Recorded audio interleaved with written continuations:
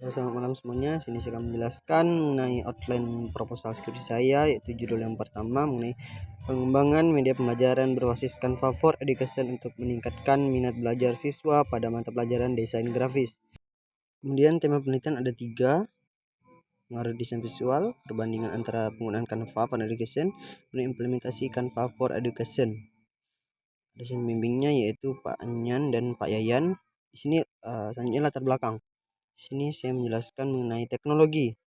Kemudian ada menjelaskan mengenai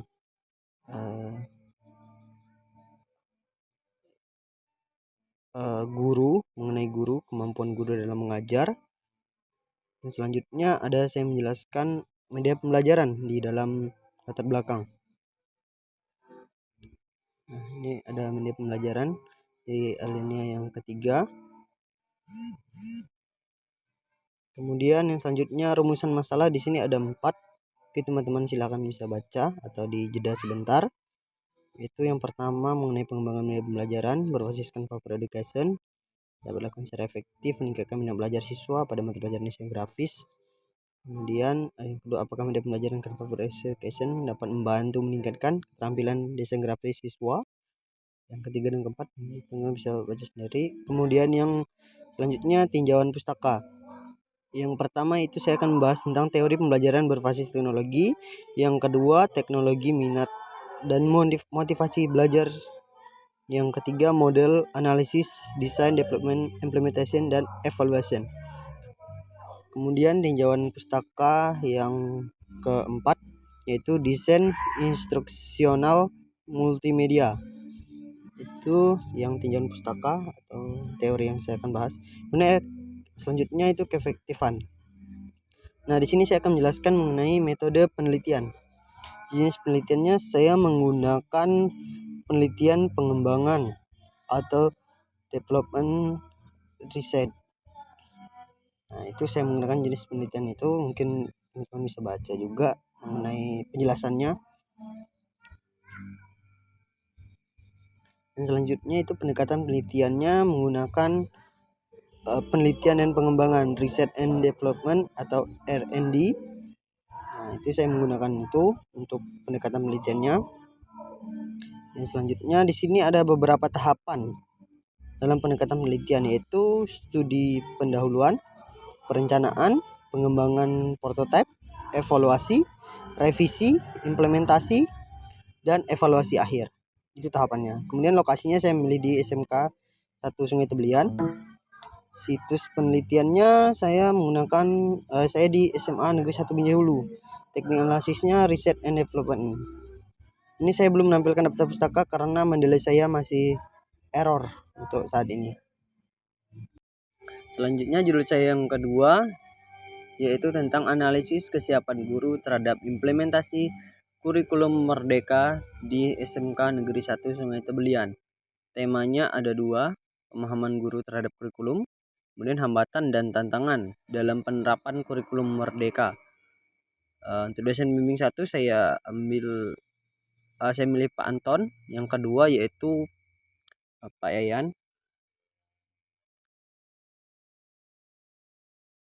Dan latar belakangnya saya menjelaskan mengenai pendidikan.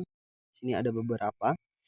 Saya ngambil dari jurnal, kemudian dari toko pahlawan, kemudian saya menjelaskan juga kurikulum mengenai kurikulum merdeka itu. Kemudian rumusan masalah. Di sini saya ada 5 rumusan masalah. Silakan teman-teman bisa dijeda sebentar untuk membacanya. Di sini saya tidak membaca satu persatu. Silakan teman-teman dijeda mengenai rumusan masalah ini.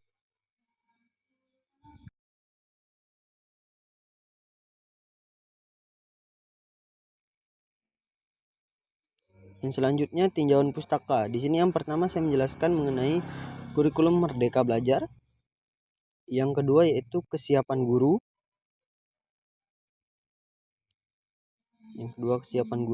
Yang ketiga pembelajaran berbasis kompetensi. Yang keempat implementasi kurikulum di sekolah menengah kejuruan. Yang kelima teori-teori penerimaan inovasi.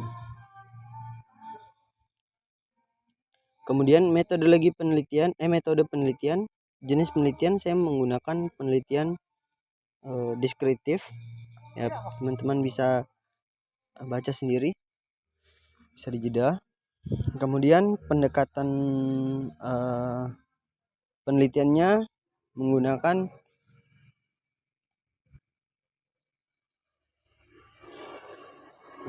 pendekatan kualitatif, yaitu ada wawancara dalam, kemudian ada observasi nantinya. Kemudian lokasinya saya memilih di SMK Negeri 1 Sungai Teblian. Kemudian untuk situs penelitiannya saya di SMA Negeri 1 Binjai Hulu. Teknik analisisnya analisis deskriptif.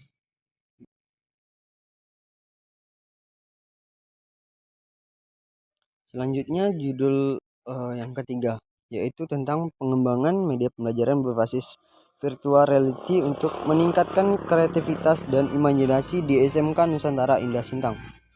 Tema penelitiannya perencanaan media pembelajaran berbasis virtuality dan kembangkan untuk meningkatkan kreativitas dan imajinasi siswa. Saya memilih dosen bimbingnya Pak Anyan yang pertama, yang kedua Pak Rifai. Di sini saya menjelaskan tentunya tentang virtuality yang di latar belakang. Kemudian di sini rumusan masalah saya ada 4.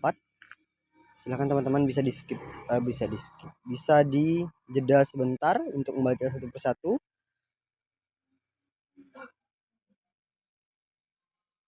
Situ ada tentang bagaimana media pembelajaran berbasis virtual dirancang dan dikembangkan untuk meningkatkan kreativitas dan imajinasi siswa. Itu ada salah satunya. Kemudian yang selanjutnya yaitu tinjauan pustaka punya saya. Tentunya saya menjelaskan tentang teori pembelajaran berbasis virtual reality. Itu yang pertama. Yang kedua yaitu tentang teori kreativitas dan imajinasi. Yang ketiga teori motivasi listrik.